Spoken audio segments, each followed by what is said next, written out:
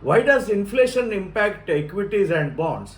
We see there are three reasons. One is inflation hurts the poor the most and therefore politically not acceptable.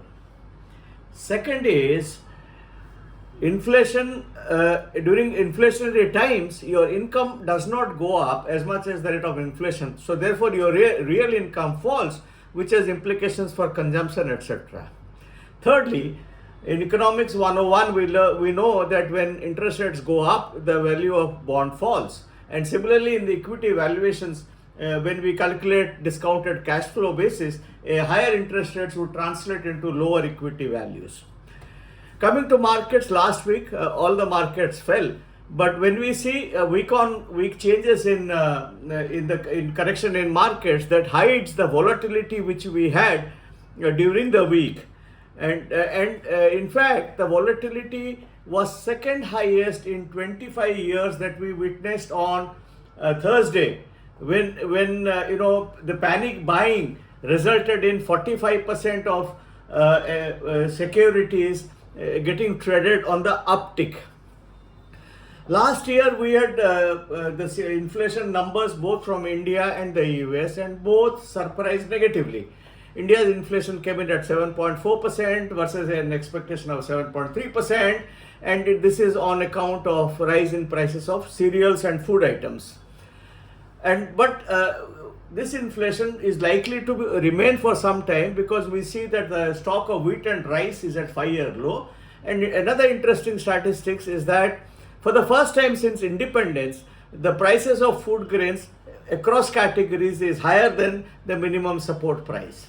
In the US, the inflation came in again higher than expected, with core inflation at 6.6%, rising by 0.8% month on month, and this is on account of shelter costs. What is worse is that the inflationary expectations are going up. In India, in the last Monetary Policy Committee meeting, the RBI came out with the numbers of double-digit inflationary expectations in India. In the US, 1-year inflationary expectation has now gone up from 4.7% to 5.1%, and 5 to 10 year has gone up from 2.7% to 2.9%. That's high, and that's something which will not please the Fed. In the global context, Indian markets equities have been the best performing asset class, and we are now, our weight is in the global context is 1.7% of all country index, and Germany is at 1.8, Australia is at 1.9. So it's matter of time that we go ahead of Germany and Australia, especially given the view that Australian companies are likely to report year-on-year negative EPS growth in calendar year 2024. One of the reasons why Indian equities have done well is because of systematic investment plans by investors, and which is again reached a record high during September. But why are global markets correcting? One big reason is because of lower liquidity. What we are seeing is that the G4 central bank balance sheet has shrunk by more than $3 trillion in the past 7 months. And for risky assets, liquidity is more important than interest rates. Germany is one of the countries which has had the worst possible stock market performance in 22, and when we are seeing for 23, we are seeing a recession in Germany, but the inflationary expectation is close to 6%. So a deadly combination of lower growth, negative growth, and high inflation. This is an interesting report which has been published by SPIVA. It's about passive versus active, and what we are seeing is that in the large cap equity space, nearly 90% of the funds are underperforming the benchmark. The performance is better in the mid cap category, and interestingly, in the bonds segment, the funds are outperforming the benchmark. There is one article, one interview of Russell Napier, which has gone viral. It's about where he talks about massive return of capital investments, given that we are seeing a phase of deglobalization currently. Each country wants to be self-sufficient, and around that we have a small case portfolio called PRP Industrial and Infrastructure Fund, That fund has outperformed Nifty by 15 percentage points during the last 6 months. So PRP, Industrial and Infrastructure Fund is the name.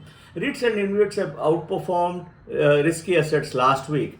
Coming to bonds, the core inflation of 6.6% in the US again resulted in higher bond yields in the US, and for the first time in 2007 one is seeing 4% plus yields across so many tenors.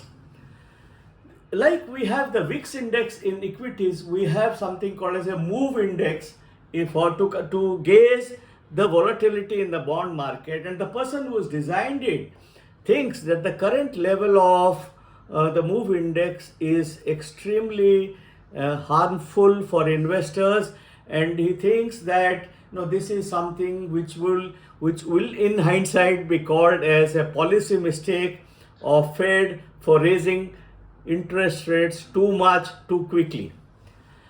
For the first time since 1926, that's nearly 100 years, both equities and bonds have given double-digit negative returns. This is something which has never happened before. So it's not about one country or another country which is doing badly, from a bond investing point of view. Overall, for the entire world, with the weightage of each country's GDP, when we look at it, this has been the fourth worst performance of bonds in the last 300 years. Coming to crude oil fell by 6% last week, and for several reasons, equity markets going down, US dollar is strong, interest rates have gone up, the risk of recession is going up, all that is there.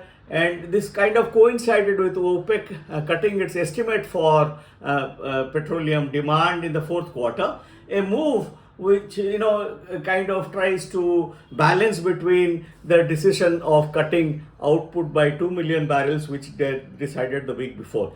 Gold was down 3%, and it's because of rising yields and strong dollar.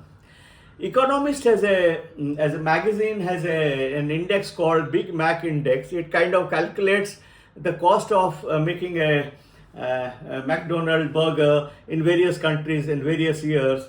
And what it is telling us is that this the currency, if you look at the Big Mac Index, it's been showing that the currencies will behave the way they are behaving today, since the year 2002. So there is this, that currencies will depreciate versus dollar is seen from there.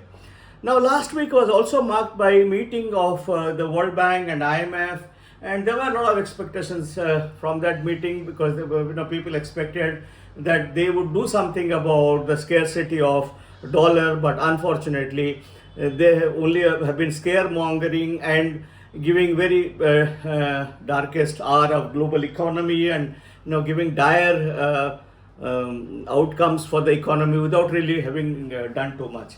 There is, of course, a need for the dollar to weaken so that the countries benefit. There are a lot of things which can help the dollar, depreciate. Some of them would be a Fed pivoting at a reasonable rate, a global growth begin to turn around, and particularly China and Europe doing better.